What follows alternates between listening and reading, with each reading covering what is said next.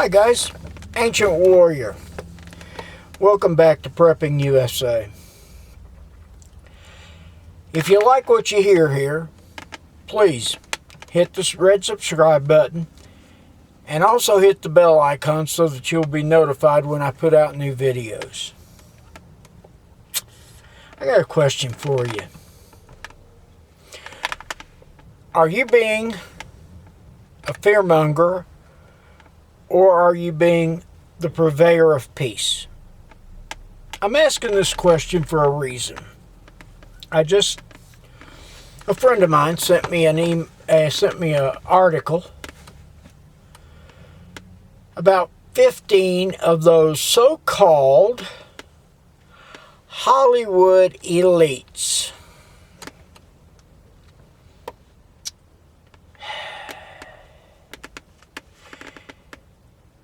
A couple of them are has-beens. They're about as relevant as ice.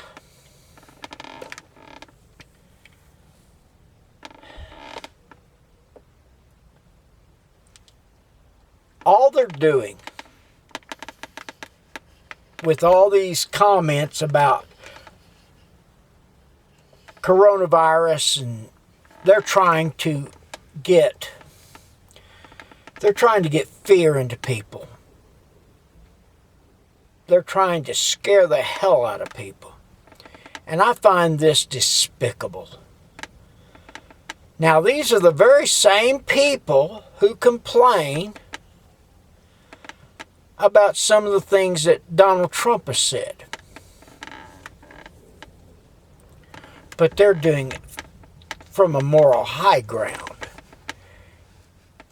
He's orange man. He bad. Guys, if I've said anything about coronavirus that scares you, I apologize. Because I'm going to tell you right now, I do not want you afraid. I want you to go boldly. I want you to know that you have nothing to really fear from coronavirus. Yes, people are going to get sick. Yes, people are going to die. Now, we've had, at the time of this video, and this is the 8th of March, we've had approximately 18 to 20 people who have died. These numbers are changing hourly and daily.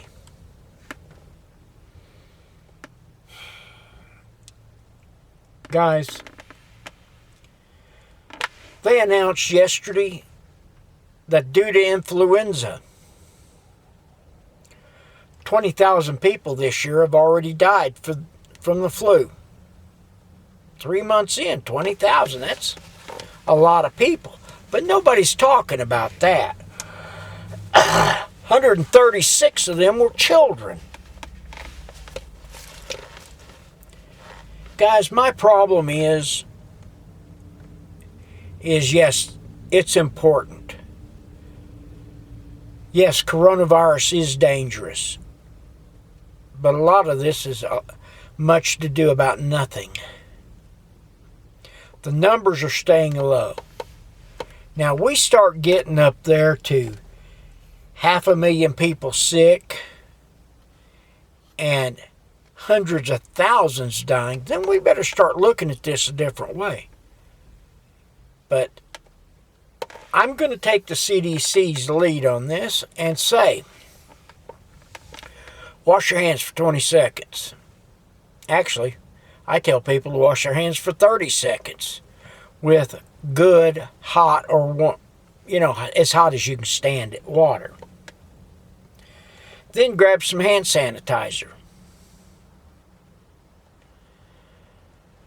If you're in a public bathroom, make sure you've got a paper towel available and you use that to open the door because you don't want to recontaminate your hands.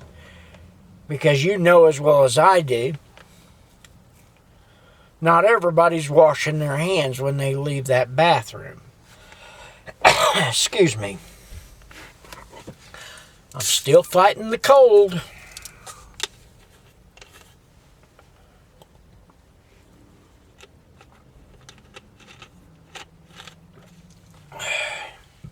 Now,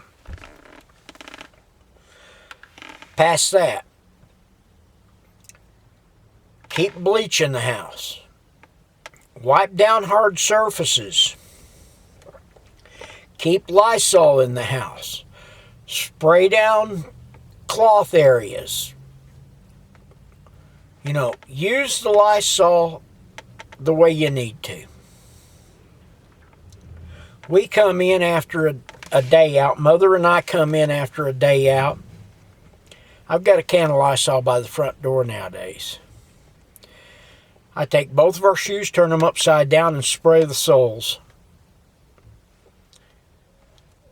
Because we don't know what we've walked through. Hell, half the time you don't see some of the stuff that's on the pavement anymore. Just doing simple little things like that. We got informed yesterday that a friend of my mother's is in the hospital with pneumonia. And I looked at her and I said, now would be a good time. Because he was at church last Sunday. He was at church, and just a couple of days later, he's in the hospital with pneumonia. Mom's already got lung problems. She's got heart problems. So let's take a strong proactive stance. And she's taking, I doubled her doses of vitamin C. She's taking zinc. She's also taking echinacea.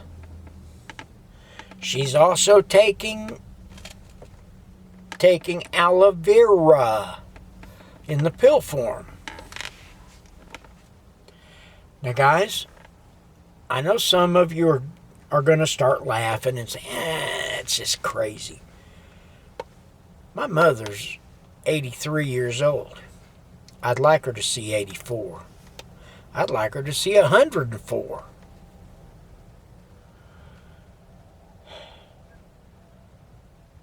So here's what I suggest you do.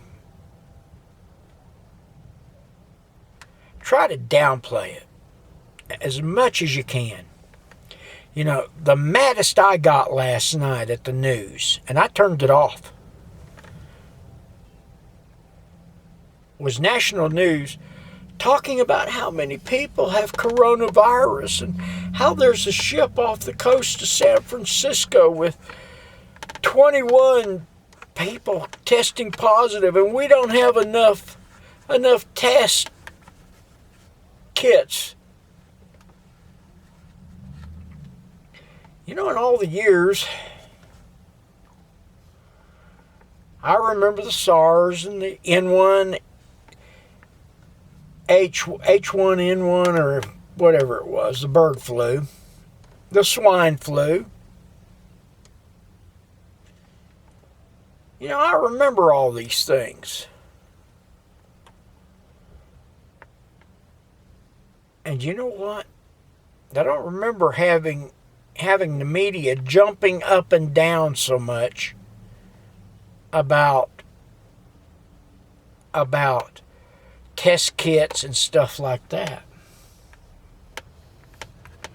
I'm going to tell you, a lot of this is what I call Trump derangement syndrome. No matter what he does, he's going to take the blame. He's telling you folks, and he's, you know, I agree with what he's doing. He's not downplaying it. He's not trying to minimize it. He's trying to keep the nation from panicking. In my next video, we're going to talk about how the people are starting to panic. So, with that being said, ladies and gentlemen, have a blessed day. And remember, it's better to have and not need, than to need and not have. Almost said that too fast. Guys, stop.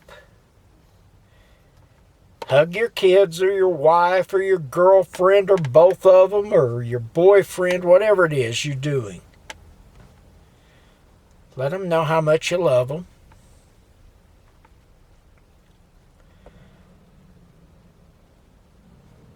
And when they question the sanity of why we're prepping, just smile at them and pat them on their little fat bums and say, okay, we'll look at that another way. But have a blessed day. Be a light unto people's lives. Don't be the darkness of fear. So, with that being said, have a blessed day, folks. And remember, it's better to have, not need, than need, not have.